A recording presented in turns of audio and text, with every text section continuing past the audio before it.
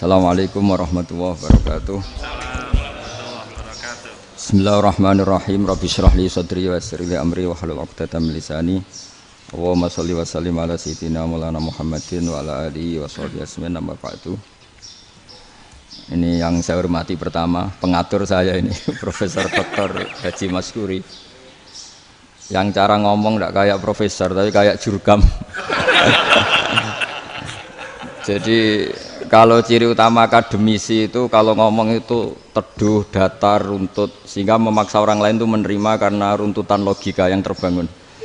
Ya, kalau ini ndak, pokoknya kasar itu, pokoknya orang itu. Ini agak lazim, agak dalam dunia ilmu. Semua wakil rektor, semua yang hadir yang saya hormati, saya seperti yang dikatakan moderator Pak Sinten, Bapak Anwar, bahwa memang saya tidak boleh terikat sama yang di belakang ini karena ini kayak apa ya, ada satu madhab yang anak-anak Unisma semuanya harus tahu, teman-teman di Unisma, menjelaskan itu tidak lebih baik. Jadi karena seakan-akan belum melakukan. Indonesia itu dulu kedatangan Islam itu tidak pernah dipertentangkan antara Islam dan negara, sehingga diskusi itu sudah salah karena para wali itu tidak pernah mempertentangkan Islam dan keindonesiaan atau kebinekaan. Satu, bahwa para wali itu misinya dakwah, di mana-mana dakwah itu pasti ketemu yang berbeda, mulai beda agama, beda pilihan madhab, beda tradisi, beda kultur. Jadi itu tidak perlu dipertentangkan, tapi malah itu jadi lahan dakwah. Sehingga kita-kita ini kalau diminta diskusi hubungan negara dan agama malah bingung, memangnya kenapa? Itu seperti dulu zaman P4, saya punya kawan di Jogja, teman saya nulis tafsir Profesor Zaini, itu pernah zaman Pak Erto disuruh sosialisasi P4 di Papua. Apa hubungan Pancasila dan UUD 45? Itu orang Papua jawab, hubungannya baik-baik saja Pak. Jadi yang unik itu ketika disuruh baca Pancasila, satu Pancasila, dua ketuhanan yang Maha Esa. Nah, akhirnya 6 kan? Kenapa Pancasila jadi 6? Yang unik itu ketika ditanya, ini saya melihat langsung di TV 7 itu, Indonesiaku itu. Ada anak-anak kecil ditanya, bendera ini milik siapa? Bendera merah putih itu. Jawabannya apa? Milik sekolahan Pak aja. Karena memang milik sekolah. Itu yang tanya itu kaget. Milik sekolahan Pak. Nah, tentang tema ini mohon dibaca ini langsung start ya, langsung serius karena tadi sudah kayak jurkam tadi, ini yang langsung khas ilmuwan. Ini sebagai penghormatan saya pada Unisma, ini khas keilmuan. Imam Zuhri adalah gurunya Imam Malik. Ya, saya ulang lagi ya, Imam Zuhri adalah gurunya Imam Malik. Halaman 29. Ini langsung start saya baca halaman 29. Dan ini terutama yang para punggawa-punggawa ini. Saya baca ya. Ini teks tidak ada yang saya rubah, memang persis seperti ini. Bismillahirrahmanirrahim. Yaqulu Zuhri, ini gurunya Imam Malik. Fama futiha fil islami fathun qablahu kana a'zama minhu. Innama kanal qitalu haitsul taqon nasu. Falam makanatil hudnatu wa wadu'atil harbu wa amanan nasu ba'duhum ba'da wal taqaw fatafawadu fil hadits wal munaza'ah. Falam yaklim ahadun bil islami yaqilu syai'an illa dakhala fihi. Walaqad dakhalataini kasanaten mithlu man kana fil islam qabla dzalika wa aktsar. Terus ini ngomongnya harus santai, enggak boleh provokatif. Begini, kita tahu dalam perdamaian Hudaybiyah itu poin-poinnya itu semuanya merugikan Islam. Di antaranya adalah jika yang Islam masuk kafir harus dibiarkan karena berarti masuk ke habitat asli. Karena Nabi sebelum jadi Nabi komunitas pokok itu kafir, sehingga kalau Islam masuk kafir kembali ke habitat. Tapi kalau Islam masuk kafir, kafir masuk Islam itu harus dikembalikan karena dianggap bid'ah. Maka kalau kamu dituduh bid'ah itu tenang saja, dulu Nabi itu ya dituduh ji'ta bidinin muhdas, kamu datang dengan agama yang baru.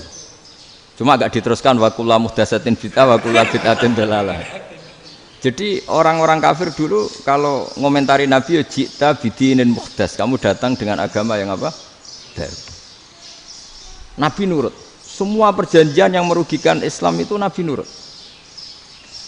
Tapi Nabi hanya minta satu hal, jangan ada perang 10 tahun. Dan orang boleh seminar, boleh diskusi tentang Islam. Ya ini dengerin betul ini. Jadi saya tidak akan provokatif, ini pakai logika. Nanti bisa dipakai disertasi doktor. Tapi saya minta orang boleh diskusi, boleh seminar tentang Islam. Akhirnya saat itu juga ada orang yang masuk Islam. Di depan tulisan itu belum kering istilahnya. Datang ke situ namanya Abu Jandal bin Suhail bin Amr. Itu datang ke Nabi, ya Rasulullah saya ini mau masuk Islam. Kata orang-orang kafir, ini pertama Muhammad, kamu komitmen enggak sama perjanjian? Kalau kamu komitmen harus kamu kembalikan. Nabi bilang, ya Abu Jandal kamu kembali ke mereka, ke habitat mereka, yaitu menjadi kafir, di komunitas kafir maksudnya. Akhirnya nangis. Umar, Sayyidina Umar itu mendekati Abu Jandal, kemudian memberi isyarat supaya ngambil pedangnya. Jadi isyaratnya wong ini baca ora wis. Maksudnya orang-orang kafir. Tapi Abu Jandal nggak mau. Singkat cerita akhirnya kembali ke komunitas kafir. Tapi yang dikatakan Imam Zuhri cara analisis ini nggak bisa pakai provokatif, harus pakai analisis. Innama kanal qitalu haitsul taqon nasu. Yang namanya perang itu menjadikan orang tidak berpikir jernih. Ini poin yang diambil oleh Rasulullah. Kalau dibahasakan Nabi curi kesempatan, masuk Nabi dikatakan mencuri, meskipun itu hanya bahasa ya. Enggak mungkin lah kita bahasakan seperti itu. Saya ulang lagi ya. Kenapa ada perang berkesinambungan sampai tahun ke-8 Hijriah? Mulai tahun kedua ada perang Badar sampai tahun 8 Hijriah itu perang terus. Nabi sama orang kafir perang terus. Akibatnya apa Pak Profesor? Namanya perang itu ya nggak kau bermikir. Pokoknya agar ketemu Islam perang, Islam ketemu kafir perang nggak kau bermikir. Padahal Islam itu bisa diterima oleh akal sehat, harus lewat diskusi, lewat pengamatan, lewat pemikiran, lewat pengendapan berpikir. Makanya Nabi tahu ini masalah besar. Kalau orang perang terus, itu gak kober mikir Islam, tidak sempat diskusi tentang Islam. Makanya Nabi hanya minta satu poin. Oke, perjanjian ini saya turutin semua, tapi saya minta orang kafir semuanya boleh mendiskusikan Islam, boleh seminar tentang Islam. Mereka bilang iya, karena pikiran mereka kan diskusi paling piye. Ternyata betul, ada diskusi. Terus temanya gini, kira-kira bener di Muhammad Abu Jahal. Terus Tuhan Muhammad sama Tuhan Abu Jahal itu keren mana? Diskusi. Tuhan Muhammad itu khaliqus samawati wal ardi, yang menciptakan langit bumi. Sebagaimana kampanyenya Muhammad. Ya mereka masih jangkar bilang Muhammad. Kalau Tuhan kita, ya berhala itu yang kita bikin, yang kadang rusak, yang kadang kudanan, terus lemutan, pokoknya terus diskusi. Kita kok bener pengirannya Muhammad. Terus Muhammad Abu Jahal. Mulai dhisik Muhammad itu ora tau bodoh nih. Mulai dulu Muhammad tuh gak pernah bohong. Abu Jahal, waduh, wis bodoh nih ngongkonan. Wis ribet kan? Dan semua diskusi itu mengarah ke kebenaran Islam. Wah, akhirnya ngomong kafir sing tokoh-tokoh cara Jawa yo. Wah, semane jebule masalah ini kan. Artinya gini, kalau kita ingin Indonesia damai, sebenarnya yang untung itu Islam. Karena Tuhan yang menciptakan langit dan bumi tentu gak akan diperbandingkan atau akan dikalahkan oleh Tuhan yang lahirnya saja sudah di bumi. Misalnya kita menjual Tuhan Allah, siapa itu yang menciptakan langit bumi, yang ada sebelum langit bumi? Bandingkan dengan Tuhan yang lahirnya di bumi, ada tanggal lahirnya, ada aktenya, itu kan sudah ribet kan? Begitu juga kalau memperbandingkan tokoh. Muhammad itu siapa? Tokoh yang bisa menyatukan pan Arabik, tokoh yang begini-begini, yang sayang istri, sayang keluarga. Dibandingkan dengan tokoh Abu Jahal, Abu Lahab yang corong jauh penggaweannya yang ngerugikan orang lain. Akhirnya orang itu mulai tertarik sama Islam. Makanya kata Az-Zuhri, pakai bahasa dulu. Falam yaklim ahadun bil Islam. Tapi kalau sekarang yang populer itu bahasa yatakallam. Sebenarnya yang benar itu bahasa kalimah yaklimu kalaman karena masdarnya itu kalam, berarti sulasi nopo mujarrad. Tapi di fiilnya itu mujarradnya enggak kelaku. Jadi di fiilnya takallama yatakallamu, tapi untuk masdarnya yang kelaku kalaman. Jadi ini agak unik, agak enggak lazim. Sebenarnya kan takallama yatakallamu takalluman, tapi di masdarnya kalam populer. Tapi di fiilnya tidak populer. Saya teruskan ya. Ini penting sekali. Jadi menjual Islam, kalau boleh dibahasakan menjual, itu tetap enak dalam kondisi damai. Karena kalau kita perang, itu bawaannya kalau ketemu ya perang. Kalau ketemu perang, sehingga orang itu rakober diskusi loh. Saat bener Islam sampai kafir itu bener di. Karena tidak kober diskusi, tidak sempat diskusi, orang yang milih yang kafir.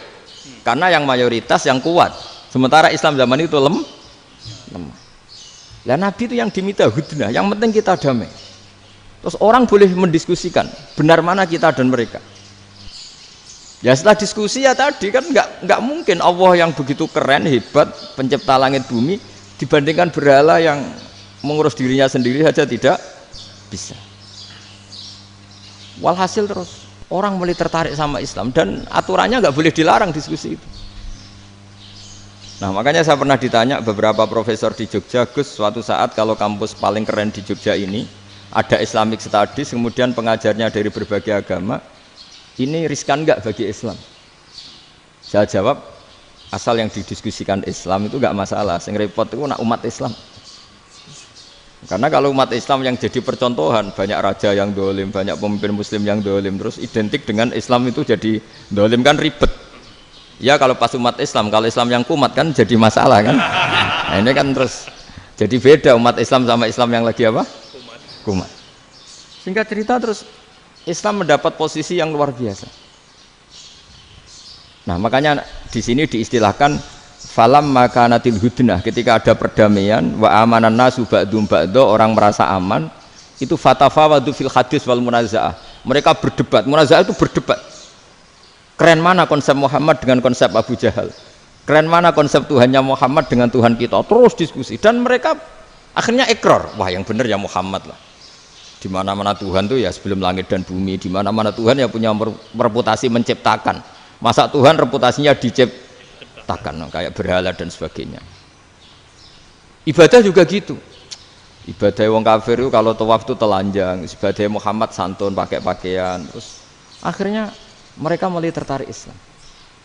Sehingga saya lihat di beberapa tafsir, saya memang tidak akan ngomong yang tidak serius, ngergani Unisba ben sawangane pemikir serius. Di Quran itu sampean lihat di tafsir Tobari itu ada ayat bal naqzifu bil haqqi 'alal batil fayadmaghuhu fa idza huwa zahid. Qadzafa itu kalau di kamus tak lihat itu takallama bila dalilin. Qadzafa itu ya pokoknya sekenanya. Artinya gini, kebenaran Islam atau kebenaran hak itu kamu taruh sekenanya saja itu tetap menang. Apalagi kamu taruh secara teratur, kamu taruh sekenanya saja itu tetap menang. Sehingga di sini banyak sahabat yang hidup di Cina. Sekarang juga banyak orang alim yang milih hidup di Amerika, banyak orang alim yang milih hidup di Inggris. Dan mereka pede, percaya diri karena kebenaran itu kamu letakkan di mana saja, itu tetap akan menang, akan menemukan momentum kemenangannya. Misalnya gini, contoh paling gampang. Dulu para peneliti, saya ulang lagi dulu para peneliti itu ya datang kemana-mana, termasuk Ibnu Battuta, termasuk Ibnu Khaldun, ya semua peneliti itu suka neliti. Setelah diteliti, Quran itu satu-satunya kitab suci yang membicarakan sains, misalnya tentang falak, tentang astronomi, tentang asal-usul kejadian manusia, kejadian makhluk. Juga bicara tentang geografi, geologis, semuanya. Sementara kitab lain hanya cerita tentang mawaid wal hikam wal ibar. Jadi diteliti kayak apa, pada akhirnya hak ini yang menang. Bal naqzifu bil haqqi 'alal batil fayadmaghu fa idza huwa zahid. Saya berkali-kali cerita, ada ulama yang ahli matematika. Ketika ditanya kenapa kamu suka ngajar matematika, sampai muridnya itu ragu, ini guruku mlebu swarga ta ora, penggaweane mulang matematika. Tapi para muridnya bermimpi bahwa Imam Amudi itu disuruh ngajar para malaikat. Dan itu pede betul dia. Kata Allah, ini ulama saya yang iman kepada saya setingkat iman kamu. Jadi malaikat itu tidak mungkin Gusti kita menyaksikan langsung engkau sementara ini di bumi, nggak nyaksikan jenengan. Kenapa bisa sepede dan seyakin itu? Akhirnya Imam Amudi disuruh ngajarin matematika. Jadi Anda kalau profesor itu nanti harus sempat ngajari malaikat, itu baru benar-benar profesor. Jadi nanti di akhirat ngajari siapa? Malaikat. Jadi ada seminar yang melibatkan banyak malaikat, narasumbernya itu seorang profesor. Itu ketika kenapa engkau begitu yakin kalau Allah itu Tuhan dan Allah itu Al-Wahidus Shomad. Terus Imam Amudi mulai nulis angka gak beraturan. 2, 3, 4, 5 sampai 1 miliar, 1 triliun, semuanya enggak beraturan. Kata beliau, nisbatus naini wasalasa ila ma la nihayatalaha iku nisbatul far'i ilal asli. Mbok angka sebanyak apapun, 2 dibanding 1 ya far'ul wahid, 3 dibanding 1 ya far'ul wahid. Semua angka yang enggak terhingga pun dibanding 1 semuanya far'ul wahid. Semua angka sebanyak apapun itu cabang dari angka 1. Fakullu hadil awalim far'un minal wahidis shomad, yaitu Allah Subhanahu wa ta'ala. Wah, kira malaikat tepuk tangan, iya juga. Jadi begitu juga ada ulama itu ahli gambar. Saya dulu ngaji sama Mbah Mun Al-Husunul Hamidiyah, itu kitabnya itu banyak gambarnya. Dan gale gambar yang ngawur betul, mangga ahli gambar. Saya Apple, terus sempurna lele. Semua gambar bangunan, gambar sapi, pokoknya gambar. Ternyata dia menemukan Tuhan itu dari gambar. Gambar serapi ini atau seruwet ini sama. Gambar rapi sama ruwet itu sama kalau dalam pandangan tauhid. Dimulai minan nuqtah al-wahidah. Kowe cek gambar sing rapi sing indah, cek gambarmu elek, dimulai dari 1 titik. Dan titik ini nuqtatil wujud, yaitu Allah Subhanahu wa ta'ala. Jadi nak cara ahli tauhid gak penting gambare api, menang lomba atau ora penting. Butuhe hadis surah ini gambar baik yang rapi maupun ndak adalah min nuqtah dari 1 titik. Alam raya sebanyak ini mbok gambar mbok ora, cek mulai Mars sampai Jupiter kabeh semua bentuknya yang banyak ini semuanya min nuqtatil wujud, yaitu dari titik wujud, ini kok Allah Subhanahu wa ta'ala. Di sini hebatnya ulama-ulama, mbok dia pengajar matematika, mbok pengajar gambar, semuanya dipakai perangkat untuk tauhid. Ya, itu kan juga bagian dari Islam damai, Islam yang sangat tidak perlu perang untuk orang dipaksa Islam, nggak perlu provokatif kayak tadi pidatonya rektor jenengan tadi. Jadi ciri utama ilmuwan tuh kalau ngomong datar tapi logikanya nggak terbantahkan, itu ciri khas ilmuwan. Kalau ciri khas politikus kalau ngomong itu keras, provokatif lah kira-kira gitu. Tapi isinya biasa. Nah saya berharap nanti semua profesor doktor itu datar tapi isinya kualitasnya bagus ini. Mentes. Jadi makanya terus kata ulama, kenapa diistilahkan balnat zifu bil haqqi? Kenapa pakai qadzafa sementara qadzafa maknane takallama bila dalil? Maksudnya bila dalil di sini itu min ghairi ikhtiyajin ila dalilin. Kebenaran itu memang enggak butuh dalil. Apa kita perlu dalilnya apa? Buktinya apa? Kalau 3 itu cabang dari 1. Wong gendeng yakin yang takok gitu pasti orang gendeng. Wong 3 cabang dari 1 kok ditanyakan buktinya apa? Itu min awalil bidahah. Pertama orang pasti tahu kalau 3 itu far'ul wahid. 1 juta juga far'ul wahid. 1 miliar juga far'ul. Gambar yang sebanyak apapun ya dimulai dari 1 titik. Cek gambar benar maupun yang tidak. Akhirnya apa? Ulama dulu itu sebegitu rileks nerangkan tauhid. Lalu kenapa asma ini yang ya ini kan khas NU ya, khas pesantren. Sebenarnya saya keberatan pakai istilah khas NU, pakai khas pesantren karena NU itu anaknya pesantren, jangan dibalik pesantren anaknya NU karena sebelum ada NU itu ada pesantren. Tapi kayaknya Unisma lebih suka pakai bahasa NU dan saya ya agak orderan yang terpaksa disuruh ngomong. Ini agak apa ya, agak kacau sebetulnya ini agak kacau. Jadi NU itu sama pesantren itu tua pesantren. Jadi NU dilahirkan pesantren, bukan dibalik pesantren dilahirkan NU. Sehingga barokahnya didirikan pesantren ini, kadang nyuwun sewu sekali Mbah Hasyim itu kadang ide besar beliau itu ora dituruti wong NU. Jadi Mbah Hasyim cara kula kok dadi Mbah Hasyim ya mangkel. Mbah Hasyim itu ngarangno kentong. Nggih ngaramno beduk, tapi wong NU nganggo kentong. Beduk. Dan uniknya Mbah Hasyim enggak tersinggung. Karena ciri khas pesantren itu membolehkan perbedaan apa? Pendapat. Itu masyhur khilafnya Mbah Hasyim sama Mbah Fakih Mas Kumambang itu sampai dikitabkan, saling ngeritik, saling macam-macam lah. Jadi cara berpikir Mbah Hasyim ketika Nabi rembukan, ini gimana ya cara menentukan waktu sholat ya? Ya pakai kentong ya Rasulullah, dzakalin nasara itu untuk orang Nasrani. Ya pakai buk itu trompet, dzakalil Yahud itu untuk orang Yahudi. Terus, ada yang usul lagi pakai api ya Rasulullah, dzakalil Majusi itu orang Majusi. Setelah itu ada orang datang lari-lari cerita mimpi azan tadi. Ya itu terus dipakai sarana pemanggilan sholat ya azan itu. Sehingga Mbah Hasyim menolak kentong.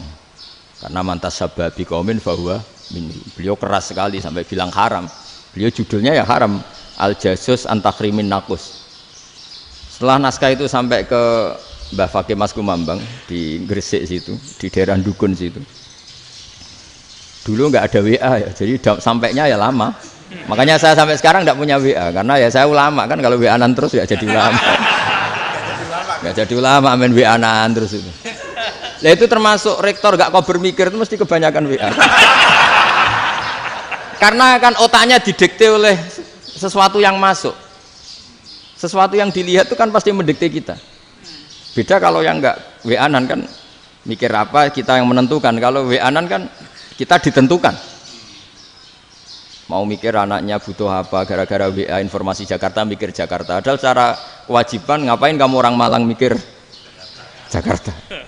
Gara-gara WA mikir Jakarta belum selesai ada berita di Sulawesi, mikir Sulawesi. Habis itu mikir NTT. Makanya semua orang sekarang merasa tokoh nasional gara-gara informasi yang masuk itu nasional. Jadi Mas Yo RT yang mikir gimana Gus Indonesia kok. Ada RT sampai lupa kalau dia itu RT. Jadi semua orang sekarang merasa tokoh nasional. Dan itu gara-gara apa coba? Akhirnya semua orang juga punya ide tentang nasional. Harusnya negara itu gini-gini. Jebule wonge sing duwe ikon itu sapa? RT. Ribet kan? Saya teruskan. Setelah naskah itu sampai ke Kiai Fakih Mas Kumambang. Beliau itu marah besar. Ini harus dilawan dan saya bukan karena benci Mbah Hasyim. Beliau teman saya ketika ngaji Kiai Mahfud di Mekah. Jadi Mbah Fakih dan Kiai Hasyim itu teman ketika ngaji di Mekah. Terus cara ngelawan tuh lucu. Lucu. Gak ilmiah tapi gak ilmiah wong alim tetap ilmiah. Di mana-mana serupa itu tidak sama. Ya kalau mungkin zaman Nabi di Madinah itu zaman itu kentong itu identik dengan milik Nasrani. Di Indonesia beda. Pos kampling ya kentong. Kebakaran ya kentong. Wae sarapan orang di LP ya pakai kentong. Jadi tidak ada jaminan kalau kentongan itu identik dengan Nasrani. Lalu haramnya di mana? Yang di mana-mana tasabuh itu identik. Ini tidak identik. Mulai masalah kan? Mulai masalah. Jadi beliau gaya judul Hazruus. Hazruus itu kepala bergeleng-geleng. Sekarangan kok ngene jadi sekarangan kok provokatif gitu. Nah. Dan itu Mbah Hasyim ya hormat Mbah Fakih hormat Mbah Hasyim. Saya sendiri secara pribadi itu lebih suka pendapat Mbah Hasyim sebetulnya. Karena bagi saya sholat itu sakral, ya sudahlah kalau sakral ya dipanggil dengan sesuatu yang sakral yaitu kalimat thayyibah azan. Tapi saya tidak akan bilang kalau kentongan itu haram. Karena kalau haram alasannya mirip orang Nasrani. Sementara pos kampling ya pakai kentong, ada banjir ya kentong, ada kebakaran ya kentong. Jadi tidak identik untuk misa atau untuk sholat ala Nasrani. Tapi itu dulu ya rileks saja, dua beliau itu ya saling menghormati, padahal saling kritik. Dan dulu ulama yang beda madhab itu ya saling menghormati. Imam Syafi'i itu kalau sholat di kawasan Masjid Abi Hanifah ya tidak kunut. Ketika ditanya kenapa kamu tidak kunut, sementara engkau berpendapat kunut itu sunat. Ikroman di hadal madhab, saya sangat menghormati madhab. Imam Ahmad bin Hanbal itu berpendapat kalau orang pakai bekam, pakai iftisot atau hijamah itu batal sholatnya. Sementara Imam Syafi'i mengatakan tidak batal apa sholatnya atau wudunya tidak batal. Tapi Imam Ahmad itu ditanya, apa kamu makmum Syafi'i? Bagaimana mungkin saya tidak makmum sama wali kutub seperti Imam Syafi'i? Padahal menurut keyakinan Imam Ahmad ini sholatnya batal. Ini habis ikhtijam udah wudu. Tapi tetap saja beliau karena perbedaan pendapat di furu' itu lazim. Ya orang boleh berdebat lah. Ketika Unisma datangkan saya, itu saking senengnya kiai, apa saking sombongnya sampai ngatur kiai, kan nggak pernah bisa diperdebatkan. Itu kan orang boleh debat kan? Itu saking angkuhnya apa saking senengnya kan nggak jelas kan? Kan dan orang boleh setuju pendapat saya, yaitu ngatur kiai itu haram. Setuju juga Pak Rektor, ekspresi mahabbah itu ya macam-macam. Dulu sahabat ya gitu, sahabat itu ada yang nggak kenal wajahnya Nabi sama sekali sampai akhir hayatnya. Ketika ditanya, lo kamu itu sahabat kok nggak tahu wajahnya Nabi? Saya tidak pernah berani memandang Nabi karena ijlalan Nabi, terlalu menghormati saya sehingga tidak berani memandang wajahnya. Ada sahabat yang penggawaannya dulu wajah Nabi sampai bisa nyifati alfiu faminunil hajib, sampai bisa nyifati detail karena dulu wajah Nabi itu ibadah. Ada seorang wali ditanya, kalau kamu di surga ingin nggak melihat Allah? Enggak. Loh, tapi semua orang ingin melihat Allah. Unazzihu dzalikal jamal an-nadhari misli. Ben gak elek-elek Allah tak delok terima aku. Wong ra jelas. Penting kok delok pangeran. Banyak. Jadi justru tapi karena saking takzimnya. Enggak lah, mosok sak aku kok. Makanya saya berkali-kali cerita. Menurut kesepakatan ulama, soft awal itu paling baik. Tapi banyak juga wali yang kalau sholat itu di belakang. Koyok paling bener yang kok ngarep gitu. Lu bayangkan misalnya kamu semangat di soft awal di Masjid Haram, jebule sholatnya salah. Itu dari malaikat gayane kok ngarep, jebule ra roh. Iku di sini-sini wong. Jebule bodoh gitu. Gayane kok ngarep jebule. Coba orang kalau sowan Mbah Mun yang berani di depan itu kan ya ketuanya atau jubirnya kan. Yang merasa ndak pati pinter-pinter kan mesti di pojokan. Artinya sudut pandang seperti itu ya sah saja, apa? Sah saja. Makanya banyak sahabat yang jarang sowan Nabi, alasannya takut ganggu Nabi. Banyak yang sering sowan Nabi, alasannya seneng Nabi. Yang sowan ya seneng Nabi, yang enggak sowan alasannya seneng. Lu Nabi itu tokoh, punya keluarga, punya anak. Kalau saya sering sowan berarti sering ganggu. Yang sering sowan dia alasan ini khazanah kita harus istifadah. Jadi zaman dulu dia biasa dua sahabat, yang satu milih mahabbah itu milih sering sowan, yang satu juga mahabbah milih tidak sering. Karena pertanyaannya bisa dibalik kan, sering sowan apa sering ganggu coba. Nabi Abedar, assalamualaikum. Nabi nimang cucunya, assalamualaikum. Ayo bener yang sowan apa bener yang enggak kalau seperti itu. Akhirnya terus diatur sedemikian rupa oleh Quran. Walau annahum sabaru hatta takhruja ilaihim lakana khairal lahum. Jadi sahabat kalau mau sowan Nabi ya nunggu di sufah. Kalau Nabi keluar berarti milik publik. Sekali masuk ke dalam tidak ada sahabat yang berani sowan. Itu la tadkhulu buyutan Nabi illa ayyudzana lakum. Kalau soal sampai masuk dalam harus nunggu dipanggil. Karena sekali Nabi masuk dalam itu milik privat keluarga, milik istrinya, milik cucunya, milik keluarganya. Jadi Nabi sekali keluar ke ruang itu berarti milik publik. Itu terus jalan tengah. Karena kalau langsung masuk, bayangkan saya itu sering menyaksikan. Mbah Mun habis ngaji 2,5 jam ngaji Jalalain. Baru masuk, assalamualaikum. Padahal yai mungkin mau ke kamar mandi, mau ini itu. Jadi dulu itu Quran sangat modern. Sebelum ada dokter ngatur tamu, rektor ngatur tamu itu Islam sudah modern. Dia kan nggak fair kan? Misalnya saya ke Unisma harus janjian pakai ini, terus kalau misalnya ke sini selonang-selonang kan lucu kan, mentang-mentang kiai terus juga sowan-sowanan selonang-selonang. Padahal kalau kita mau ke mereka pakai protokol. Sering tidak fair dunia ini, tapi karena aku kiai ra oleh gelo ya sudah. Akhirnya saya memutuskan gak gampang kemana-mana karena itu.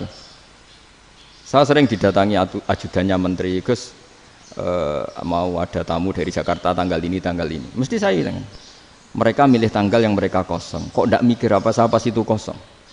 Tak jawab enggak lah, sebelum diatur bahasanya dan tawaduknya gitu.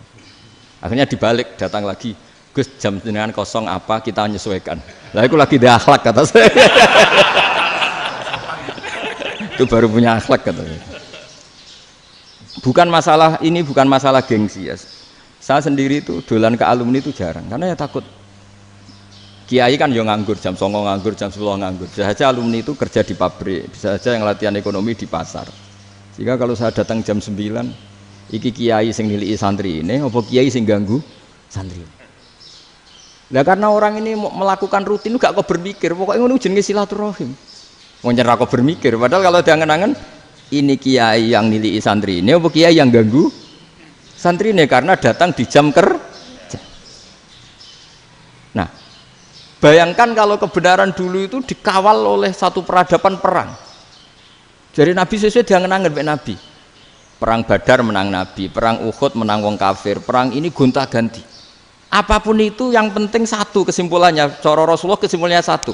Orang tidak kober mikir kebenaran secara mengendapkan pikiran dengan pikiran jernih. Maka hebatnya Nabi ketika perjanjian, pokoknya saya minta nggak ada perang. Dan orang boleh mendiskusikan Islam. Itu luar biasa idenya Nabi. Karena bawaan perang itu orang kan nggak kober mikir. Ibarat seorang misalnya senang satu perempuan, ketemu rivalnya langsung perang kan gak mikir. Tapi kalau kau bermikir, diangen-angen cawe wedok iku ora seneng aku. Untungnya apa untuk wong ayu ora seneng, malah mau loro hati. Terus sudahlah, buruan dialihkan kemana kan gitu. Itu nak mau amen WA nan tukaran lewat SMS atau tarung langsung ora kau bermikir. Tapi kalau kau bermikir, akhirnya berpikir nih. Perempuan tadi sebenarnya yang disenangi siapa? Oke, ternyata senang Pak Erik. Sudah kita ngalah. Karena tidak ada nikmatnya kan menikahi perempuan yang sama sekali tidak mencintai kita. Tapi kalau nak kau berpikir pokoknya diprovokasi, wah kue kalah mbak A, kue kalah mbak B, pikirannya kan, ojo sampai kalah. Barang wis menang ternyata ada mas. Lah. Nah bayangkan Islam itu seperti itu dulu, dipertarungkan. Doang Islam itu dinu aklin, agama yang diterima dengan akal sehat. Tapi sekarang ukurannya perang, yang menang berarti benar, yang menang benar, kan terus jadi repot. Itu Nabi tidak ingin, makanya Nabi ingin sudahlah, nggak ada perang. Nah, makanya kata Imam Zuhri, fathul Islam terbaik adalah orang boleh diskusi tentang Islam dan tidak ada perang. Lagi-lagi penting, tidak perang itu penting, silmun itu penting, perdamaian itu. Setelah tidak ada perang, akhirnya fatafawadu fil hadis wal munazah, orang boleh diskusi apa saja, termasuk boleh adu polemik. Konsep satu Tuhan dan Tuhan banyak diperdebatkan. Akhirnya Nabi secara rileks bisa menjelaskan. Muhammad, urusan kita banyak. Kalau Tuhannya satu tidak cukup, Tuhan harus banyak untuk menyelesaikan berbagai urusan. Ada Tuhan bagi rektorat, bagi macam-macam kan. Ada Tuhan untuk ngurusi utang, ngurusi BPKB, macam-macam. Terus kata Rasulullah, enak saja Nabi jawabnya. Ya kalau kamu punya majikan banyak, perintahnya beda-beda, kamu mangkel enggak, bingung enggak? Ya susah mat. Kalau majikannya banyak, perintahnya beda-beda, kita jadi repot. Senang mana? Senang majikan satu. Ya sudah Tuhanmu itu majikan kamu. Kalau Tuhannya banyak, perintahnya macam-macam, kamu yang repot. Akhirnya sudah mat Tuhannya satu aja. Nah, itu ya barokahnya diskusi tadi, barokahnya enggak perang. Daraballahu mathalan rajulan fihi syuraka'u mutasyakisuna wa rajulan salamal lirajul hal yastawiyani masalah. Terus alhamdulillah. Jadi orang yang paling kafir pun saat itu taslim.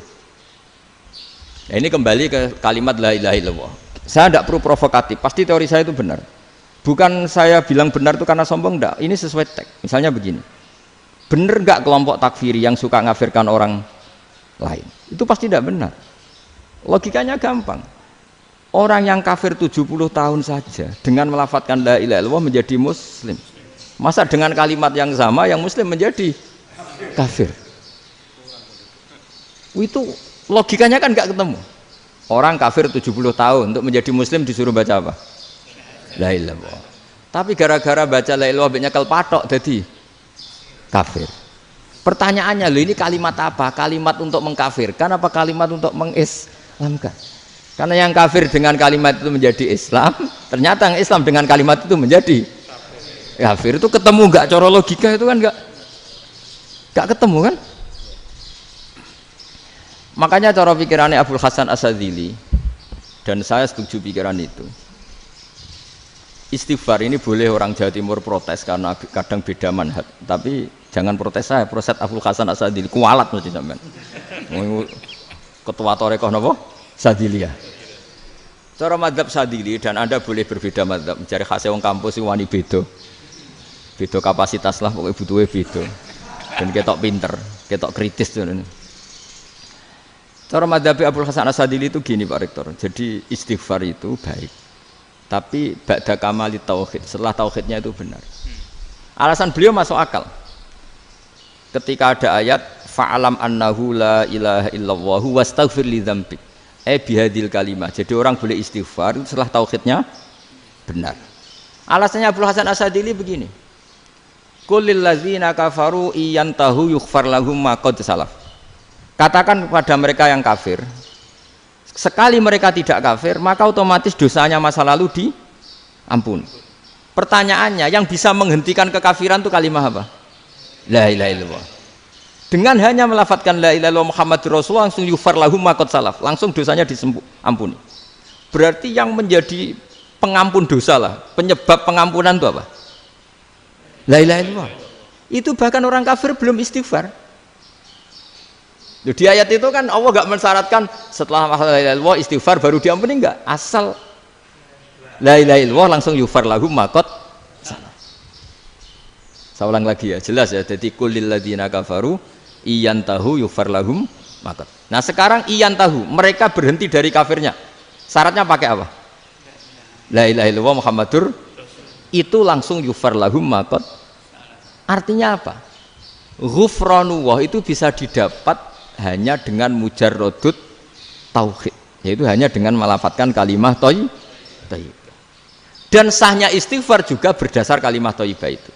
Misalnya gini, orang kafir sebelum Islam melafadzkan astaghfirullah, astaghfirullah, astaghfirullah, kira-kira diterima enggak? Enggak kan? Karena syaratnya istighfar ba'dat tauhid. Nah, makanya dalam madzhab Sadili istighfar itu setelah la ilaha illallah. Karena cara pandang ya seperti itu. Jadi fa'alam annahu la ilaha illallah wastaghfir li dzambi. Jadi dengan kebenaran tauhid saja ini sudah cukup kita insya Allah layak diampuni. Karena innallaha la yaghfiru ayyusyraka bihi wa yaghfiru ma duna dzalika liman yasha. Jadi orang yang tauhidnya benar itu bisa diampuni Allah asal tauhidnya benar. Itu Allah ngendikan liman yasha wa yaghfiru ma duna dzalika liman yasha. Dawe Imam Suyuti walam yakun liman yastaghfir. Jadi orang yang bertauhid secara benar meskipun gak sempat istighfar itu tetap potensi diampuni. Karena bawaan tauhid itu sudah menjadi layak diampuni. Kayak orang kafir sekali ngelafatkan kalimat tauhid mbok gak istighfar langsung diampuni. Nah, karena melihat seperti itu terus orang berlomba-lomba memperbanyak jumlah ngelafatkan la ilaha illallah. Jadi kita yang alim, kita semua, saya tidak bilang saya, kita termasuk yang di pinggir-pinggir saya ngaku alim ora masalah lah soalnya. Kita semua yang alim-alim itu tahu bahwa la ilaha illallah itu super. Sudah bawaannya tauhid, juga punya kelayakan diampuni. Nah, kemudian nasib kita agak sial. Malah kalimat ini dituduh bid'ah, dituduh khurafat. Mergo Nabi enggak pernah tahlilan, Nabi enggak pernah. Nabi enggak pernah tahlilan kalau diartikan Nabi ora tau maca la ilaha illallah, nek gak kalimat itu. Nah, ini provokatif ini. Jadi ini sudahlah keanehan-keanehan ini kita terima karena ciri utama wali, ciri utama ulama itu wa'udhu fisabili, harus pernah disakiti. Jadi kalau Unisma sakit karo dituduh apa? Dituduh bid'ah itu berarti belum calon ulama. Calon ulama itu wa'udhu fisabili, harus disakiti. Jadi kalau kamu disalahpahami itu ya harus santai. Provokatif tadi. Iya, termasuk provokatif tadi. Termasuk diatur tadi itu. Jadi kalau cara berpikir kan, karena mereka itu memang kalau kita turutin itu memenya itu terlalu, kadang menghujat kita itu enak ya jadi GNU, ada orang mati datang, kiainya dapat makan, dapat rokok, terus pulang. Gitu. Jadi apa? Terus kita kayak tersangka terus. Kita kan kayak tersangka terus tertuduh terus itu. Terus yang orang NU ya memenya juga nggak kalah ekstrimnya. Boleh ya ajaran orang nggak boleh ngasih kiai gitu. Berarti boleh dong ajaran kikir. Jadi memang kadang apa ya cangkem elek lah bahasa kasarnya itu. Itu memang kadang lebih mengenakan kalau kita datang ke acara mayat kan dapat makan, dapat minum. Kalau yang sohibul bed rokok ya dapat rokok, kalau kiainya dapat wajib, kadang 20.000, kadang 50.000. Terus memenya itu kok setega itu ya ada orang meninggal kok malah kita makan-makan. Seakan-akan kan kultur ini biadab kan gitu. Tapi yang orang NU kebalikan balas. Oh ternyata nggak boleh ya mayit disodakoi. Ternyata nggak boleh ya orang dermawan. Berarti Islam membolehkan medit ya gitu. Model ini kan. Tak angen-angen itu luwih mandi timbang takbir ya kan. Karena ini kan memicu emosi kan. Memicu apa? Emosi. Nah, tapi saya kalau disuruh bela mana itu tidak ada yang saya bela. Ya seorang sudah lah kalau mau nganggur saja sudah itu. Ya tapi itu memang apa ya? Itu khazanah Islam. Ada yang kritik, ada yang enggak. Ya itu memang khazanah. Ya biasa aja kalau saya biasa aja. Karena dulu ulama itu sudut pandangnya itu ya seperti itu.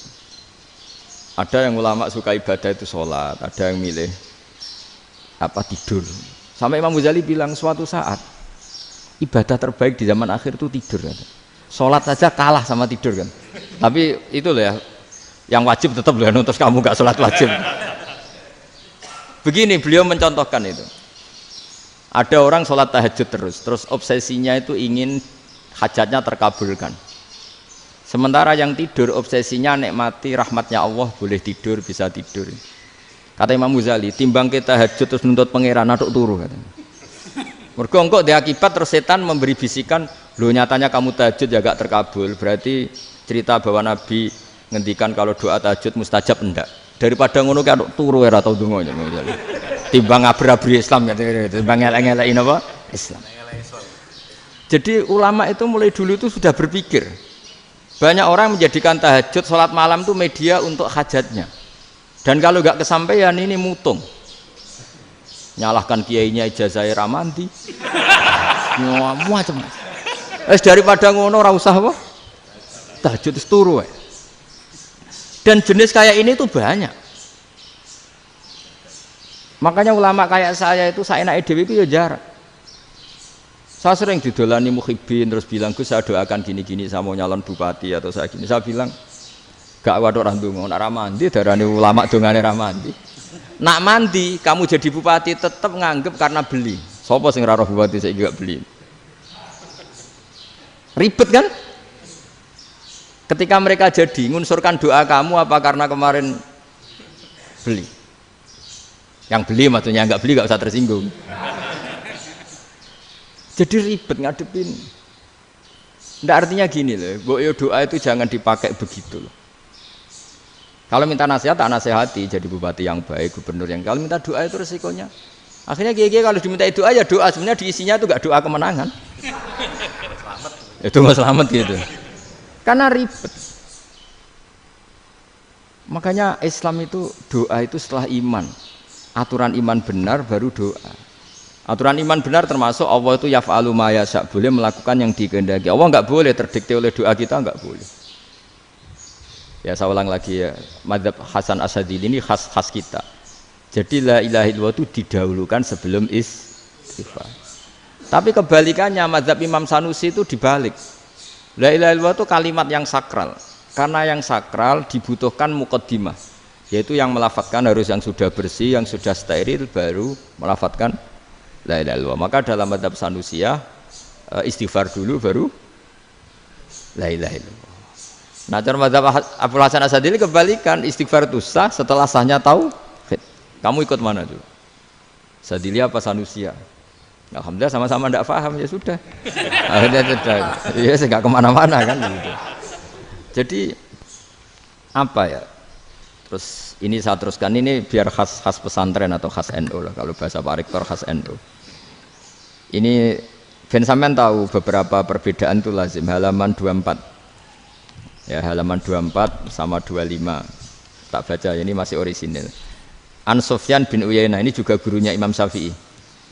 Kata Sufyan bin Uyainah, beliau cerita, "Kana Isa wa Yahya alaihi salam ya'tiyanil qaryah. Fayas'alu Isa an syirari ahliha. Wa yas'alu Yahya an khiyari ahliha."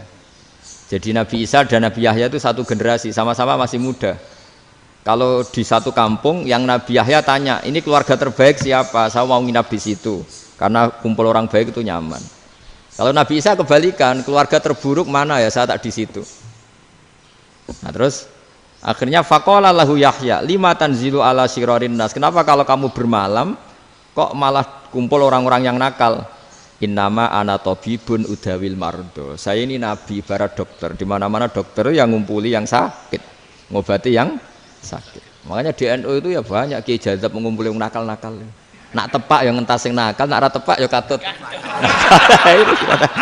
Ini adu nyali lah sudah gitu.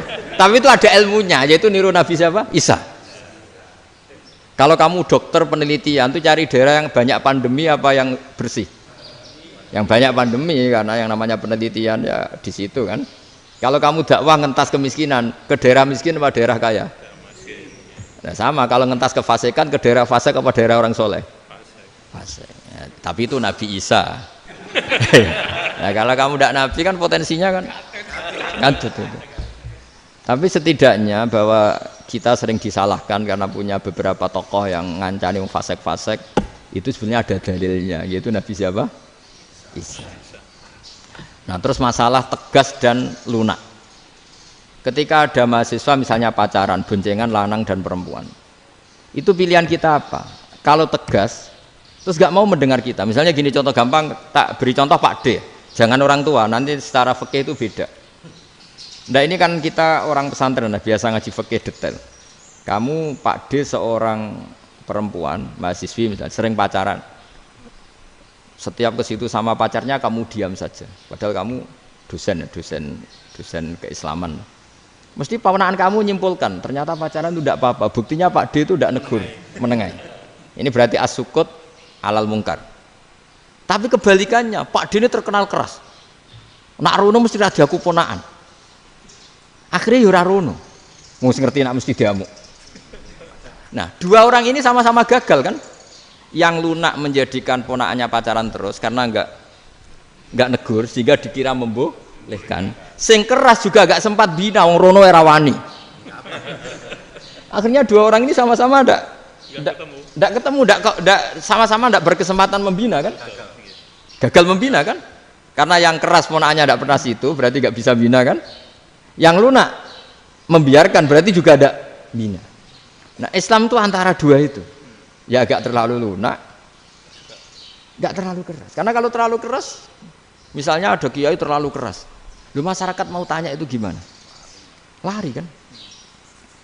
Lu saya ini punya pengalaman pribadi. Saya ini kan kecelok orang alim.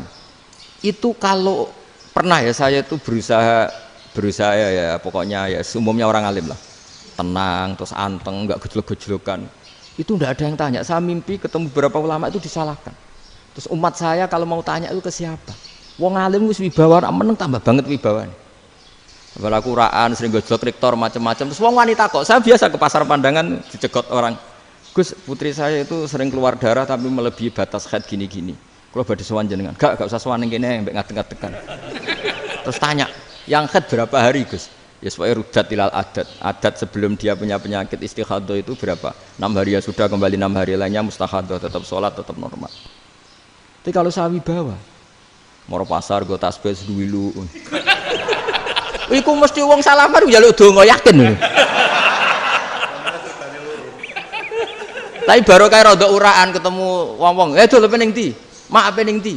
Gus beneran Gus ketemu jenengan kula wingi badhe tuwa kok. Akhirnya tanya. Dadi uraanku iku amdan. Lha nek sampean asli, iki asli uraan. Karena ndak uraan lah tetap ndak wibawa kan. Jadi baru kayak uraan itu ya banyak. Saya itu kalau ngantor di Jogja itu banyak orang yang tanya. Ya biasa tuh tanya macam-macam. Karena saya uraan. Ke pasar ya orang, bahkan di bis sering ketemu orang, wah beneran Gus kalau badhe sowan jenengan badhe tanya ini. Ya sudah di sini aja. Jadi semua itu diilmoni.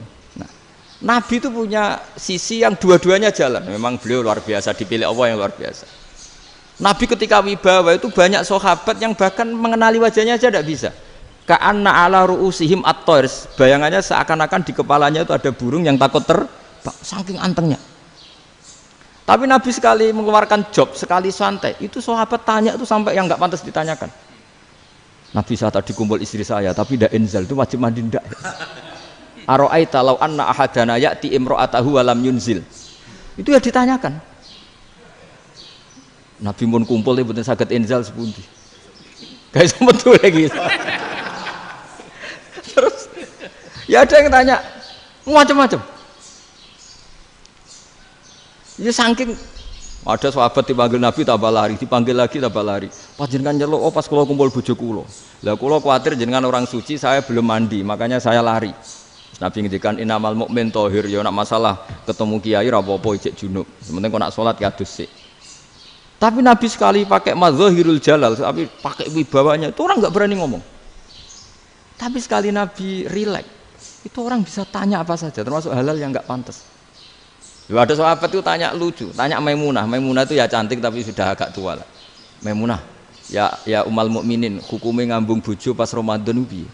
Wah gak roh aku, gak tahu diambung kan Nabi pas Ramadan. Tanya Saudah, malah ra diambung kalau Saudah itu kan wis tuwa itu. Lucunya istrinya jawab, tanya Aisyah yang mungkin Nabi, iya yang mungkin tanya Aisyah. Itu yang usul ya istrinya Nabi Maimunah. Selalu Aisyah, tanya be Aisyah. Ya Amirul ya umal mukminin gini-gini. Wah Aisyah yang cantik masih perawan kan. Qabbalani Rasulullah bahwa oh Nabi biasa ngambung-ngambung pas Ramadan dan beliau tetap puasa. Akhirnya fakih ngarang kan wa takbil fi Ramadan wa tublah la tubtilu shauma ngambung ora. Iku ya udah biasa di sini. Ya nasib bojone ayu. Ndak ini artinya seasik itu. Jadi garwane Nabi sing ngrasa rodok tuwa. Wah aku ora tahu kok Aisyah serilek itu dulu itu maksudnya orang Islam pertentangan itu maksudnya ini ya balik semua ini bedanya orang pesantren sama orang kampus. Kalau orang kampus mau cerita agama itu rahmatan lil alamin tapi nyontokno rileke ora iso. Agama itu rilek tapi nyontokno rileke ora iso mergo ora pati ngaji.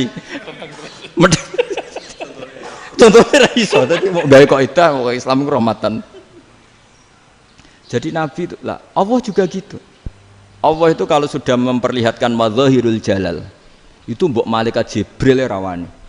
Ketika Allah dengan madzahirul jalal. Tapi kalau Allah dengan madzahirul jamal, madzahirul apa? Jamal. Iku ya gojol-gojol kan ambek makhluke gojol. Ya buli-bulian cara sakniki. Ya sampean delok ning hadis syafaat itu, akhiru man dakhalal jannah atau akhiru man kharaja minan nar itu di beberapa judul. Ada seorang rojul yang ahli neraka ya, dintas mbek pangeran terus ditudono swarga. Gusti, swarga sengiler tok ora wong wayu roh, wis wong ngiler tok. Ngerjaluk Gusti mosok roh tok ora oleh mlebu. Jarimu asal mlebu metu kon neraka ora jaluk-jaluk meneh. Sumpah lho ya, gak jaluk apa-apa meneh. Mboten Gusti. Sekali saya keluar dari neraka ndak akan minta apa-apa lagi. Wis. Wallahi, wallahi. La as'alu ghairaha. Maksudnya ghaira khoslah, ghaira tilkal khoslah. Ya niku selain keluar dari neraka saya tidak akan minta lagi. Didono swarga wong do kelon seru wibet kan. Sing bojone elek kan dendam dadi ning swarga iku. Swarga wis macam-macam. Gusti mosok roh tok ora oleh mlebu. Jarine janji ra njaluk meneh. Akhire ya wis didelokno neraka. Jadi pangeran jawabe gampang didelokno neraka. Roh neraka begitu menyakitkan, begitu ngeri.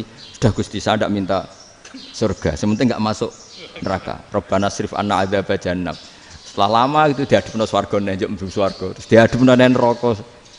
Akhirnya ya sudah. Saiki mlebu swarga gak apa-apa. Iku jawabe lucu. Atas taziu jenengan ngenyek kula. Wong karuan ra di swarga kok mlebu swarga. Terus akhirnya mlebu swarga, kan mlebu swarga tamanna, sangen-angen sembok jaluk apa? Orang angan-angan yang indah-indah laka wa asratu amsal ya siku tak turuti wa asratu amsalih lan lipatan ke-10. Jawabe wong lanang ya lucu. Atas tazi ubi wa anta rabbul alamin. Jenengan pangeran kok ngenyekan. Maksudnya wis karuan aku ora pantes. Terus jare pangeran la astazi ubika walakinni alama asya'u qadir. Aku gak ngenyek kowe, pancen aku pangeran. Nuruti kowe iku iso. Jadi Allah sendiri ketika dengan madzahirul jamal itu malaikat ya ana sing wani bantah. Masyhur itu kan malaikat yang bantah pangeran atas alufia mayufsidu fiha wa yasfikut karena Allah dengan madzahirul jamal. Yang paling masyhur Nabi Musa. Nabi Musa itu ketika Nabi Mi'raj. Nabi Mi'raj itu beliau kira-kira di langit keempat lah yang masyhur atau kelima. Ngelangkahi. Nabi Musa menangis, ya Rabbi ini apa-apaan? Orang sing ja'a ba'di kemudian melangkahi makom saya ini apa-apaan? Jadi Nabi Muhammad kan apapun hebatnya kan junior. Kok melangkahi makom saya ini apa-apaan? Enggak fair. Sampai Nabi Muhammad itu tanya gini sama Jibril. Reaksi Allah gimana ketika melihat Musa seperti itu? Jawab malaikat Jibril lucu. Ya roh hiddatahu. Allah sapal gayane Musa. Biar. Jadi lucu. Ya dibiarin aja sama Allah. Tapi wong jenenge Nabi Musa itu kekasihnya Allah. Tetap berkah bagi kita. Betul. Ketika setelah Mi'raj diwajibkan sholat 50. Gentenan Nabi Musa kelihatan nabinya. Sebenarnya Nabi Musa itu sebetulnya loh, enggak nguntungkan kita sebetulnya. Tapi yang nguntungkan. Sebenarnya enggak niat nguntungkan kita, tapi nguntungkan. Nabi Ibrahim kan di langit ke-6, keren lah. Konti jong ketemu Allah ngeten-ngeten kan sholat 50. Karena Nabi Ibrahim terkenal Nabi baik enggak bantah. Bareng Nabi Musa. Kenapa diceluk pangeran? Kula kan salat ping 50. Inna ummataka la tutiku dalik. Wah, gak kuat umatmu. Serai-rai gak umatmu ora ngarah kuat 50 rakaat. Tapi sebenarnya Nabi Musa itu niatnya bukan membela kita. Fa inna ummati la umatku sing gagah-gagah ra iso meneh umat. Berarti sebetulnya ya itu masih pakai gengsinya sebetulnya. Wes ngono-ngono lah sementing kita untung. Sebetulnya dia itu gak terima wong umat saya aja yang lebih kuat. Gak kuat apalagi umatmu. Dan terus sebutin irji ila rabbika fas'alhu takhfif. Itu berarti Allah dengan madzahirul jamal. Sudahlah, datang ke Allah minta keringanan. Allah itu baik. Minta. Ambek Allah diringana mau 5 tok, jadi cek 45. Balik ke Nabi Musa, piro 45, cek ra kuat umatku. Wong umatku ra kuat, jadi sebenarnya dia bilang umatku ra kuat. Lho cara Nabi Muhammad model wong Malang, yo beda umatku mbek umatmu. Ribet kan? Beda. Lho Nabi Muhammad kan enggak seperti itu kan? Enggak punya akhlak Malang kan? Akhlak. Maksudnya akhlaknya mujur itu loh, enggak akhlak yang baik gitu. Ya, akhlak yang mujur lah, bukan yang Malang gitu. Jadi Nabi ya manut. Tinggal 40 kan, dikurangi lagi 35 sampai 9 kali kan? Masyhur itu. Ya kan kalau dikurangi 55 kan berarti turun naik kan 9 kali. Itu setelah 5 itu Nabi Musa aja usul, masih ragu. Itu cara Nabi munggah nentek. Ini entek ya. Terus iya doa tuntas betul. Sebebas. Terus munggah ado-ado lha opo?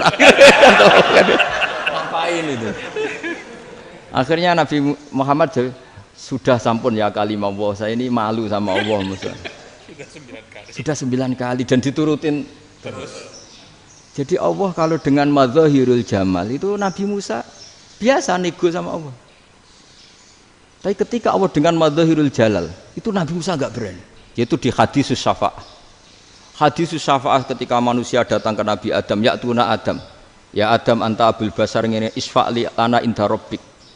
Kamu saya minta mensafaati kita. Nabi Musa, Nabi Adam inna rabbi qad ghadibal yawma ghadaban lam yaghdab qablahu mislah wa la yaghdab ba'dahu mislah. Ini Allah sedang murka besar dan tidak akan murka seperti ini lagi. Sudah saya tidak berani, nafsi.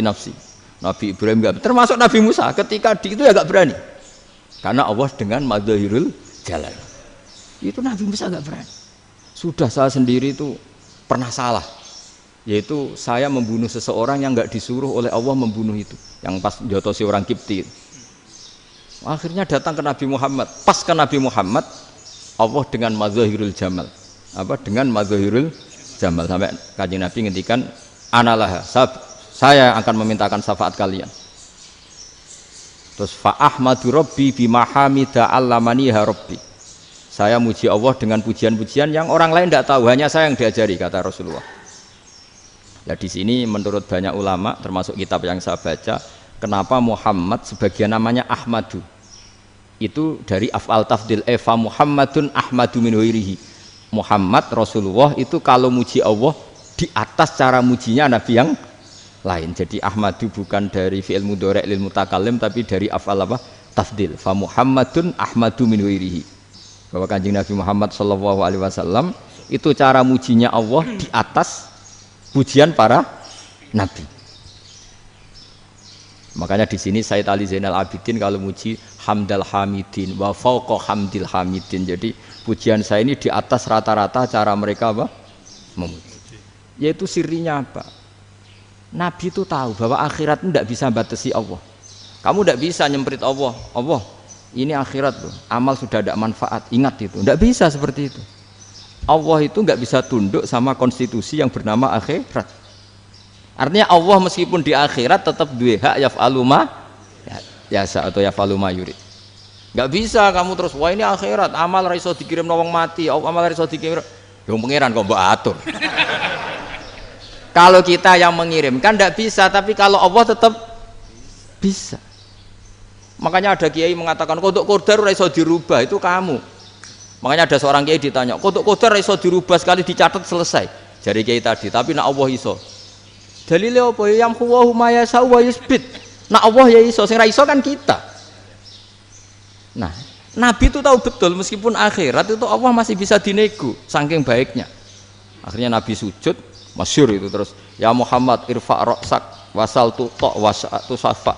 Semat sirahmu angkat, kejo apa tak turuti. Semenjak itu Nabi minta apa? Syafaat. Artinya apa? Ketika Nabi lain berpikir bahwa akhirat ini membatasi amal, karena sudah Nabi tahu betul kalau Allah tetap Allah, yang nggak terbatas kekuasaannya, nggak terbatas rahmatnya juga saat di akhir. Makanya disebut fa Muhammadun Ahmadu min ghairihi. Makanya wa mubasyiran bi rasuli ya'ti mim ba'di ismuhu Ahmad. Jadi makanya terus banyak GNU sing macam-macam lah. Sing ana sing potongane wedi terus hati-hati. Niku berarti makome Madhahirul Jalal. Ana sing amen guyon nek makome Madhahirul Jamal. Ana sing ra jelas ngene iki, sing ra jelas. Nak guyu buanter kok nak nangis yo buanter. Jebule urusan utang lah ini sudah yang udah. Jadi makanya yang rileks saja. Sebenarnya agama ini santai, rileks karena agama ini harus bifarohin wasururin. Enggak boleh agama ini dibawa dengan kekerasan, dengan antisosial. Karena agama ini harus kul bi fadlillah bi rahmati fa bidzalika falyafrahu, harus senang, harus rileks. Makanya saya jadi kiai itu senang takutnya gini. Sekali saya tidak senang jadi presiden buruk. Ternyata jadi wong alim ra enak, itu contohnya. Sampean merengut terus uripe susah, nanti orang tidak berani jadi orang alim. Makanya saya buktikan bahwa saya lebih bahagia dibanding rektor. Nanti orang ingin jadi rektor semua, nggak ingin jadi orang alim. Saya pernah ketemu sekian rektor di Jogja, tanya, Gus, kenapa jenengan bela-belain pesantren sampai segitu? Kan keren kampus NU, sekarang ada Unisma, ada NU Jogja, ada NU Jepara gini. Tak bilangin gini, sampai rektornya itu istighfar. Gitu. Saya bilangin gini, ini sekaligus tak kasih tahu ini rektor Unisma ini. Tak bilangin gini, andai kan tidak ada kiai kayak saya itu Islam bisa tutup. Kok bisa Gus? Misalnya ada perempuan haid faqal adat, itu kalau untuk tahu hukumnya haid daftar dulu ke Unisma, daftar dulu kan, setelah daftar nunggu pelajaran haid, baru tahu haid setelah 3 tahun dari masalahnya gitu. Tapi baru kayak kiai ketemu saya di jalan, Gus anak kula nu haid ngeten-ngeten mboten normal, hukumnya piye? Oh hukumnya ngene dibalekno ning adat, ora usah registrasi, ora usah daftar. Jadi ya harus ada istighfarnya lah. Unisma juga harus istighfar, semuanya harus istighfar. Karena ada sisi yang nggak mewakili kebutuhan Islam. Tapi saya sebagai kiai juga istighfar. Karena fakta hukum mengatakan yang boleh jadi KUA yang jabat, yang boleh kemenak yang punya gelar. Dan ini yang mengawal Islam secara undang-undang karena mereka yang bikin. Nah, karena kiai tidak punya gelar tidak bisa jabat di situ. Saya juga istighfar. Jadi tidak sampai entok yang istighfar. Karena yang kebutuhan ini terwakili yang punya gelar. Tapi yang punya gelar juga harus istighfar tadi. Mosok kepen roh hukum haid ngenteni kuliah se. Ngentek itu aja nanti nunggu guru yang pas mata pelajaran itu. Terus kapan dekne salate wong jawabannya belum ketemu.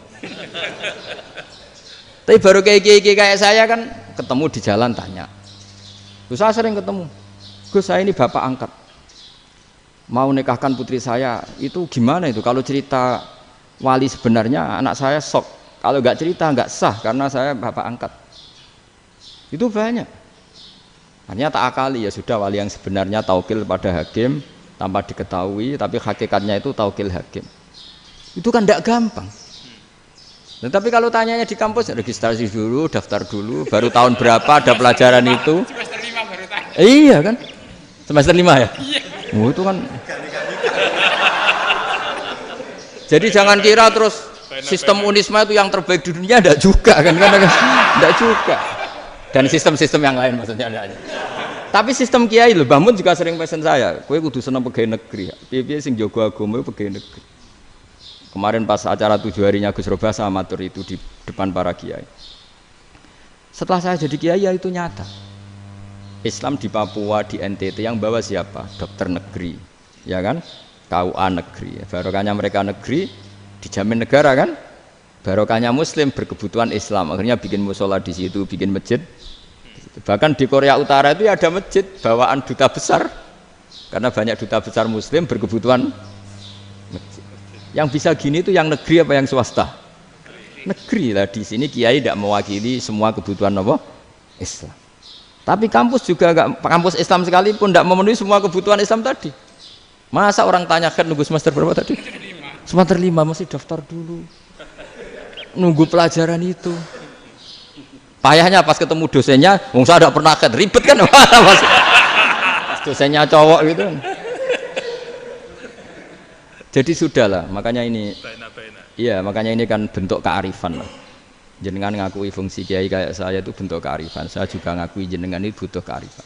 Saya sering didolani KUA itu. Itu rata-rata ya didikan kiai. Kompilasi hukum Islam itu banyak ya, janda cantik. Contohnya harus cantik, kalau jelek nggak mungkin terjadi kan. Ada janda cantik kebetulan suka kawin tapi takut zina. Saya ulang lagi, suka kawin tapi takut. Itu seringnya gitu Pak Rektor. Jadi dia kawin bosen, bilang ke KUA, Pak saya sekarang mau nikah sama ini. Loh, tapi kamu mau punya suami. Ya tapi kan nggak tercatat Pak. Itu KUA-nya rata-rata itu nggak berani. Meskipun nggak tercatat, karena secara fikih meskipun nggak tercatat tetap dia seorang perempuan yang bersuami, maka nggak boleh nikah sama orang lain. Jadi coba kalau nyun sewu KUA hanya ngikuti hukum formal, yang penting di catatannya nggak punya suami, ya dinikahkan saja kan. Tapi mereka enggak, karena didikan kiai nggak berani.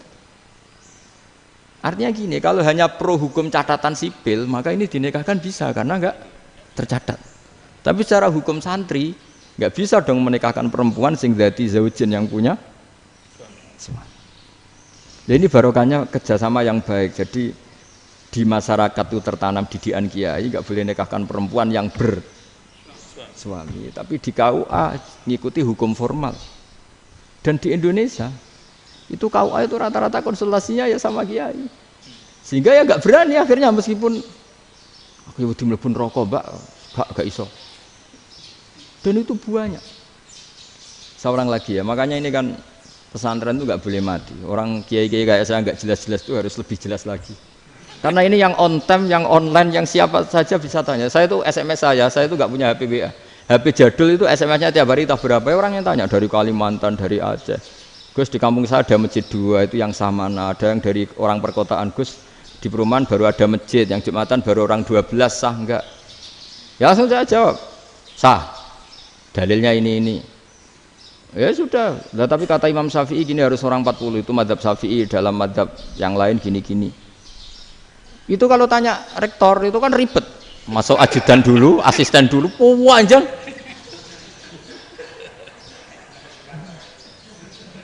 Wah itu kan ribet kan? Manggil dosen dekan VAI dipanggil, dekan VAI nggak mau langsung jawab, cari dosen yang nekuni itu. Usul fikih, saya nekuni itu baru seminar, nunggu dulu mbak, ini orangnya baru. Panjang kan? Bisa tutup Islam kalau kesuwen. Coba kalau tanya kiai kan enggak, ketemu di jalan. Dulu Mbah Zubair kata Mbah Mun, saya termasuk santri yang diapresiasi Mbah Mun. Dhisik Mbah Zubair yang ngono, anak nong takok pesuan gak oleh. Gak takok ning kene ae. Saya biasa ditanya orang ngadeg-adegan. Ya alhamdulillah ilmunya cukup, kalau gak cukup ya kok sik. Jadi sebetulnya orang sopan itu ya agak-agak ada yang ditutupi sebetulnya. Mboten prayogi teng dalan nginjang mawon matur. Lah sebetulnya ya sebenarnya memang ilmunya agak cukup gitu. Tapi itu sebenarnya secara fikih itu haram, menunda itu haram. Ya haram tuh, coba bayangkan ya, kalau tanyanya sekarang, Gus saya ini sudah keluar darah 1 bulan penuh, padahal normalnya hanya 6 hari. Saya nanti sholat enggak? Kalau nginjang mawon dugi kula, berarti kan hari ini belum ada keputusan. Sholat apa enggak kan? Tapi karena modus tadi, boten prayogi nggih ngendikan ngoten teng dalan nginjang tengen kula. Itu kemungkinannya 2, sopan atau goblok itu saja. Kayaknya kalau sopan enggak lah. Kayaknya enggak lah kata saya. Karena secara fikih itu jelas haram. Bagaimana mungkin sesuatu yang harus dipraktekkan nanti duhur dijawab besok, berarti duhur, asar sampai subuh belum ada jawaban, berarti nggak ada sholat kan? Ya, makanya dibutuhkan orang-orang alim yang kultural seperti ini, dan NU menghormati kultural. Tapi Mbah Mun juga sangat menghormati Islam formal, karena tadi produk-produk formal itu bisa dilembagakan oleh negara, dan itu kita ikut untung. Makanya Mbah Mun itu kalau punya tamu KUA, punya tamu polisi sampai pejabat itu. Kenapa saya contohkan KUA? Supaya jangan kira seperti pendapat orang-orang hasud, wah ya mesti aja disolani presiden seneng, menteri seneng. Enggak juga. Sebenarnya semua kiai itu mulai KUA sampai polisi, polsek, polres itu seneng semua. Karena sama-sama diajak mengawal bangsa ini, diajak mengayomi semua masyarakat. Tapi kadang-kadang masyarakat ngeritiknya, jenenge kiai disolani menteri ya seneng presiden. Padahal yang sowan kiai itu ya mulai KUA, Kapolsek, kepala desa, RT, Mudin. Itu Mudin kalau tanya ya lucu-lucu. Gus kalau nate nyembelih pitik kemanian, pitike gede man. Akhirnya wis ngerti nak kemanian langsung tak sebelah meneh. Terusane ku sah ta ora. Ribet. Ya tak jawab, lah pitike masih ku jek urip to ora? Terus urip Gus. Wis sah cara mazhab Malik kerja urip. Karena itu ada perdebatan antara mazhab Malik dan mazhab Syafi'i. Nah, cara Imam Syafi'i itu agak ketat.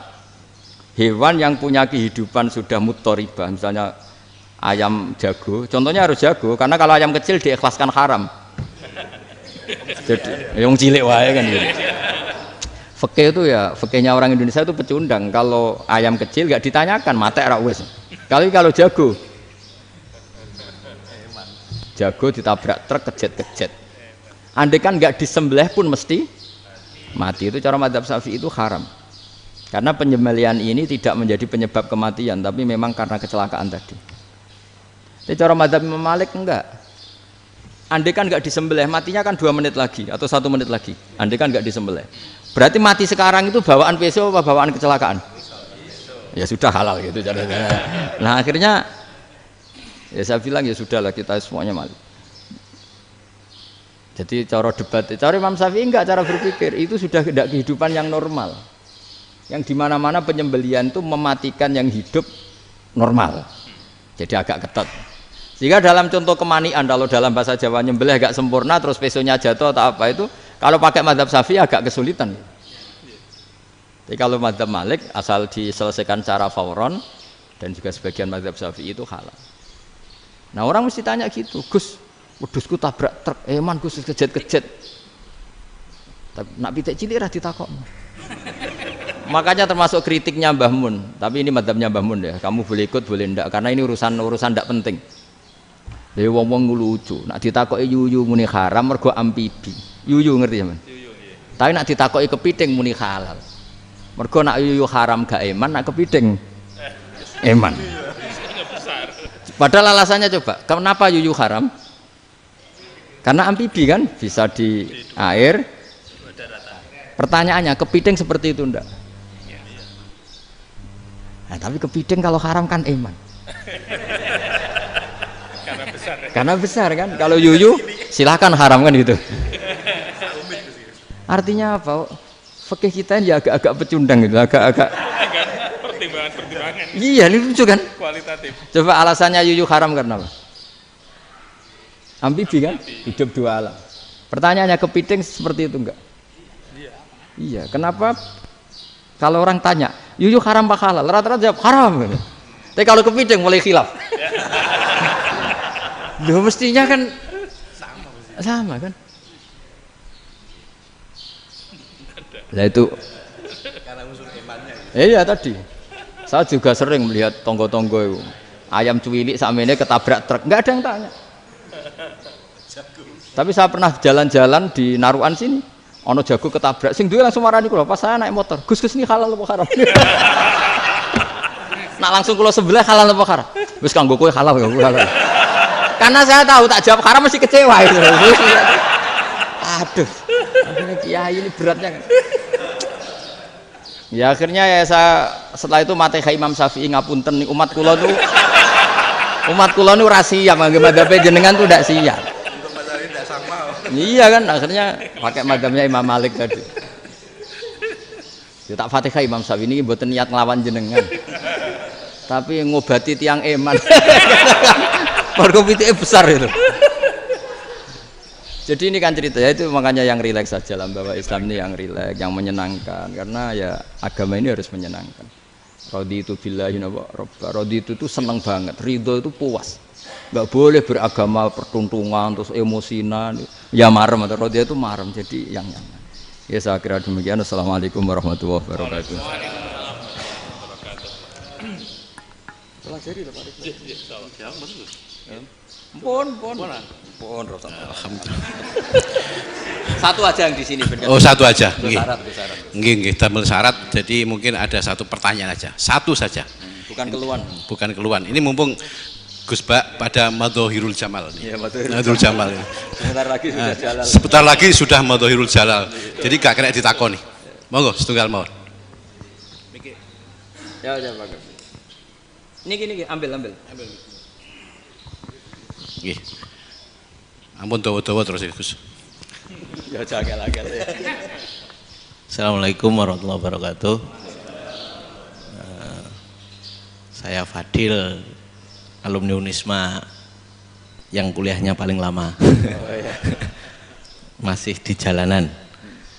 Gus, pertama saya muhibin jenengan ngikuti 3 tahun terakhir sepertinya ketika Mbah Hasyim Asy'ari hadir di tahun 1900-an sampai mendirikan itu kok suasananya sama seperti Gus Baha hadir di tengah-tengah situasi genting Indonesia ini. Saya kira yang memunculkan nama Gus Baha di banyak media online yang saya amati itu malah awalnya dari kelompok bukan kita gitu. Dan itu kami melihat bahwa apakah nanti 1926 dan 2026 satu abad NU, saya kok termasuk orang yang punya apa ya semacam harapan gitu Gus Baha bisa ya mungkin kalau beliau Mbah Hasyim Rois Akbar, sekarang Rois Am, nanti ada istilah baru lah tengah-tengah antara Rois Am dan Rois Akbar. Karena setiap satu abad harus ada mujadid dan kami berharap Kamu aja tak angkat. Itu yang pertama, artinya mohon maaf Gus. Yang kedua soal saya termasuk orang yang cukup iskal dengan peristiwa Nabi, kalau banyak disebutkan itu kisah Nabi Khidir Khodir yang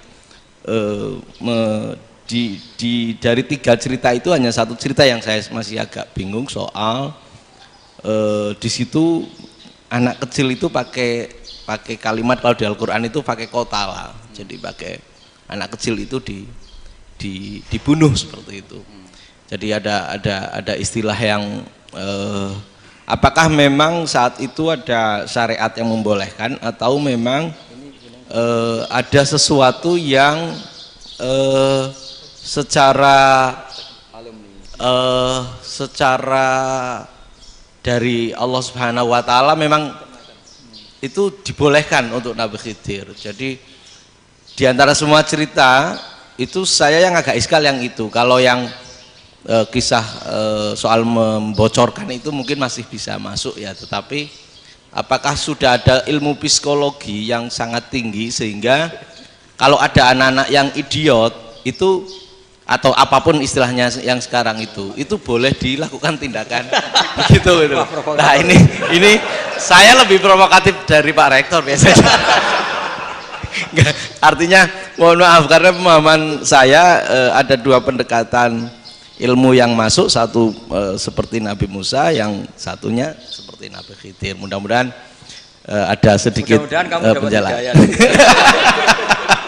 Siap Gus, terima kasih. Dan yang terakhir mudah-mudahan karena Indonesia situasi terakhir saya kira kita ketahui lagi pandemi seperti ini Gus, jadi saya juga ingin pendapat Gus Baha, apakah ini situasi pandemi corona itu Allah sedang madhohirul jamal atau madhohirul jalal?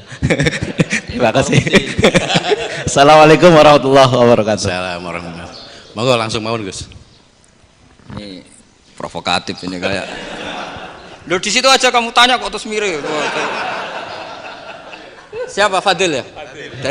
Dari peternakan ya? Tapi mau ngomong tafsir itu. Mulai kacau peternakan ngomong tafsir ini mulai kan. Nah, ini ada yang hafal Quran ngaco, paling enggak setengah hafal. Enggak yang dari Unisma. Enggak begini, ayat itu kan ditutup wama fa'altuhu an amri, ya saya maknani wama fa'altu lan orang nglakoni ingsun hu ing kabeh sing kasebut an amri mergo kepinginanku ingsun. Jadi saya melakukan itu semua bukan karep saya sendiri. Jadi Khadir sendiri itu kamu untung enggak nekuni tafsir. Kalau nekuni tafsir yang kamu soal bukan Nabi Khidir, karena Nabi Khidir itu hanya satu orang. Yang kamu soal harusnya Israel. Wah itu ndak rektor, ndak kiai besar, ndak siapa saja dihabisin itu. Kenapa Israel ndak kamu tegur? Gimana hukumnya qatlul mukmin? Kenapa Israel ndak kamu masukkan ayat wa may yaqtul mu'minam muta'ammidan fajazauhu jahannamu khalidan fi. Ingat ya Israel. Iya kan? Nah, Israel melakukan pembunuhan itu, kadang yang dipateni nyuwun sewu orang soleh betul. Tapi wae kabundut ya. Itu Israel juga tidak atas pilihannya, tapi karena perintah. Nah, Khadir itu bukan nabi syariat, kira-kira mirip kayak Israel. Karena beliau bukan nabi syariat. Jadi ini agak aneh kan orang nekuni tafsir kayak saya sampai berjilid-jilid kitab. Saya kemarin mata saya agak sakit karena saya nangis itu sudah 2 hari. Bukan mikir sampean tapi mikir ilmu ini harus ada yang mempertahankan. Karena apa ya, nekuni ilmu itu kan ribet. Kalau yang nekuni ilmu terus dosen terus rektor itu ya agak ada fasilitasnya. Kalau nekuni ilmu kiai itu naruh keramat kan taqabbalallahu minna minkum taqabbal ya karim. Iya, tapi saya alhamdulillah keramat jadi ya tetap hidup itu terus. Saya ulang lagi ya. Harusnya Mas Fadil itu kalau nekuni itu yang disoal tuh Nabi Khidir. Nabi siapa? Apa malaikat siapa? Israel. Karena itu korbannya lebih banyak. Pertanyaannya, Israel kena enggak oleh aturan ayat wa may yaqtul mu'minam muta'ammidan fajazaahu? Kan enggak. Karena semua itu wa ma fa'altuhu an amri. Saya lakukan ini. Mungkin ngaji kamu enggak khatam sih mau delok fakotalah itu. Itu Nabi Khidir pasti tersinggung, nggak baca belakangnya itu. Ya karena jurusan peternakan itu. Atau salah gurunya yang ngajar. Daripada nyalakan satu orang mendingan 2 ya. Jadi kalau ngaji itu khatam, sehingga ngerti ayat itu kan ditutup wa ma fa'altuhu an amri. Nah, menurut Ibnu Hajar Al-Asqalani yang nyarai Bukhari, dan ketika itu cerita tafsir ayat itu, wa hadza dalilun ala anna Musa afdhali minal Khadir. Justru ayat-ayat itu menunjukkan Musa itu lebih utama ketimbang Nabi Khidir. Karena Nabi Khidir monoton melakukan apa saja yang diperintahkan Allah, sementara Musa tetap dengan gugatan syariatnya. Beliau enggak terima ada orang main membunuh. Aqtal tanafsan zakiyatan bi ghairi nafs. Laqad ji'ta syai'an nukra. Sur'atu Musa ila nahyil mungkar itu menunjukkan beliau Nabi ulil azmi. Jadi Nabi Musa langsung sikap, wah ini tidak benar kamu. Padahal sudah ada perjanjian, kamu tidak boleh bantah. Tapi Nabi Musa lebih ngeboti syariat, lebih memihak syariat, nahi mungkar itu wajib. Justru itu menunjukkan derajatnya Nabi Musa fauqal Khadir. Makanya Nabi Musa tetap gugat, nggak bisa dong, ini nafsan zakiyatan kok kamu bunuh.